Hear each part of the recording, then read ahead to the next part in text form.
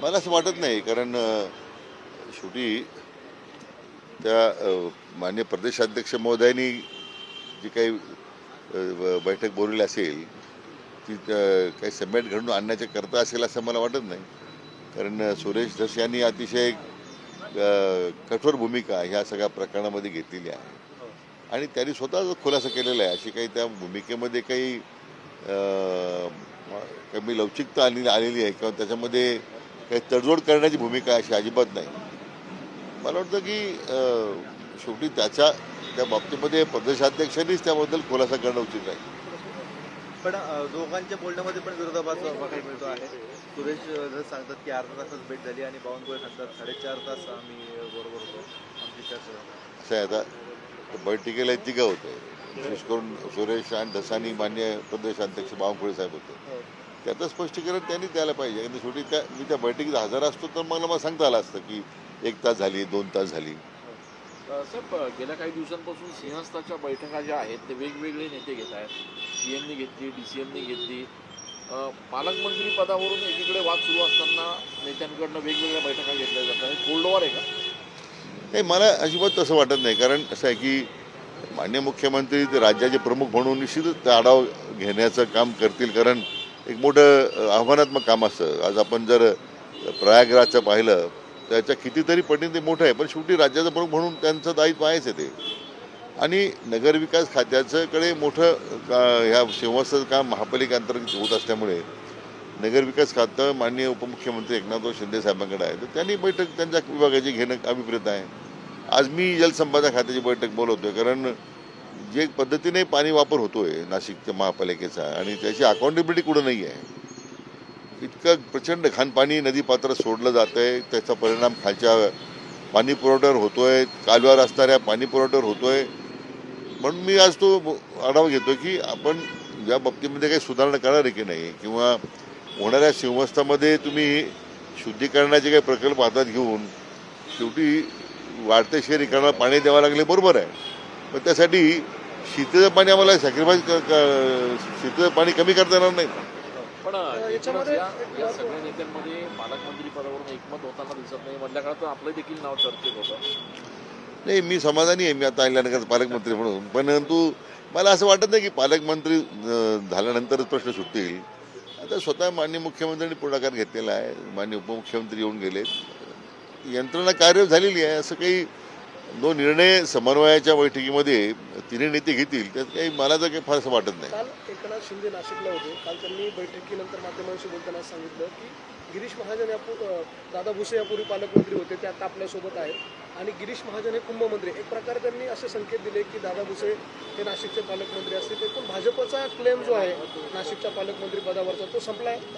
नाही, मला असं आहे की त्या विषयामध्ये मी चर्चेत नाही, कारण त्याच्यात भाष्य करणं उचित नाही. आता आपण एक कृषी मंत्री राहिलेला आहात.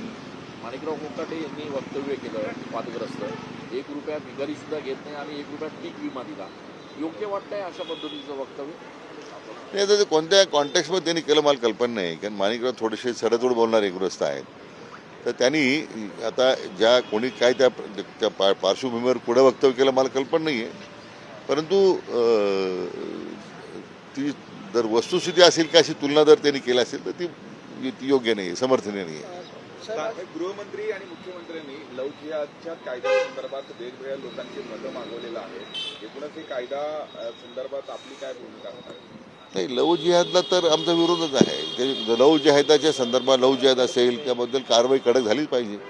प्रचंड ग्रामीण भागामध्ये याचे इतके प्रकरणं पुढे येत आहेत, तर त्याच्या संदर्भामध्ये लोकांचा दबाव आहे की लव जिहादच्या प्रश्नावर सरकारनं कारवाई केली पाहिजे म्हणून. कायद्यावरती आज मिटिंग येत आहे पाणी संदर्भात. गेल्या अनेक दिवसांपासून महापालिकेचे पाणी या सगळ्या संदर्भात आपण नाराजी व्यक्त केलेली आहे. आजच्या मिटिंग नंतर काही अल्टिमेटम देणार आहे का महापालिकेला? नाही, आता आमची बाजू मी विभागाच्या मांडणार आहोत. महापालिकेची काय बाजू आहे एकदा ती समजून घेऊ.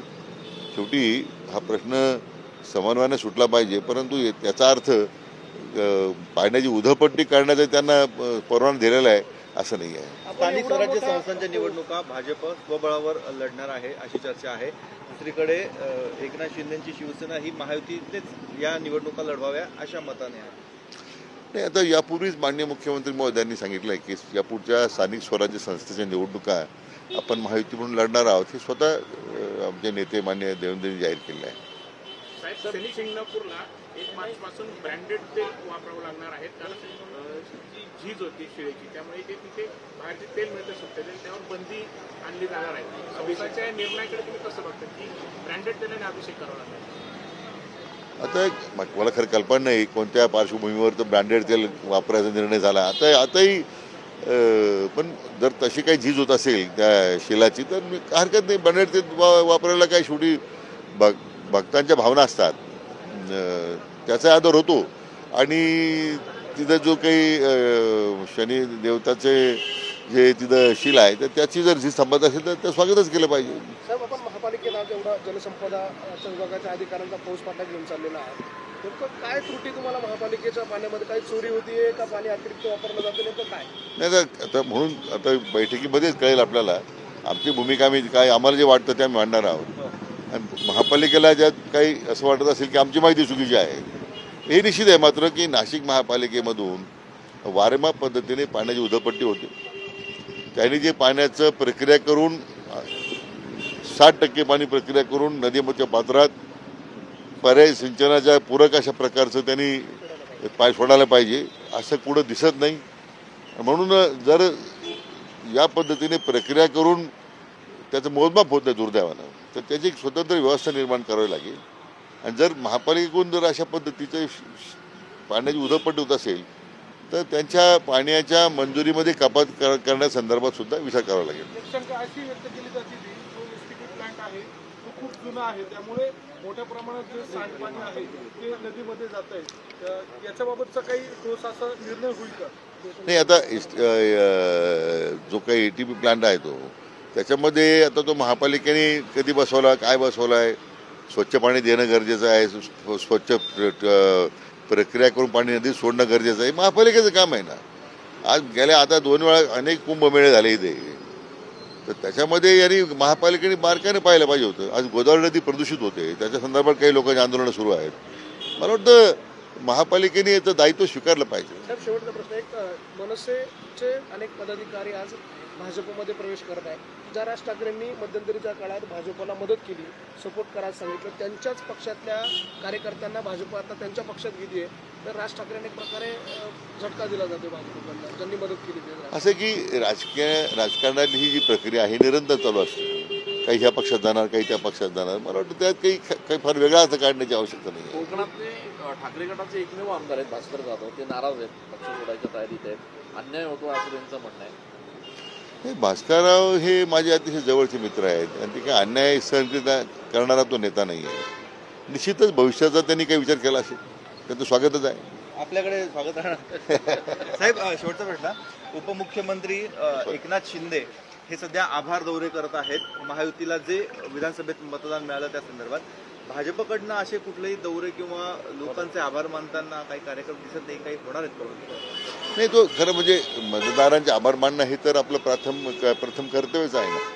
मला वाटतं एकनाथराव शिंदे साहेब सुद्धा जे महायुतीच्या वतीने आभार मानत आहेत, त्यामुळे एक प्रकारे मतदारांचे आभार मानण्याची जी भूमिका आहे ती काही निश्चित त्यांच्या पक्षाकरता मागत नाही, ते महायुतीच्या वतीने आभार मानत आहेत.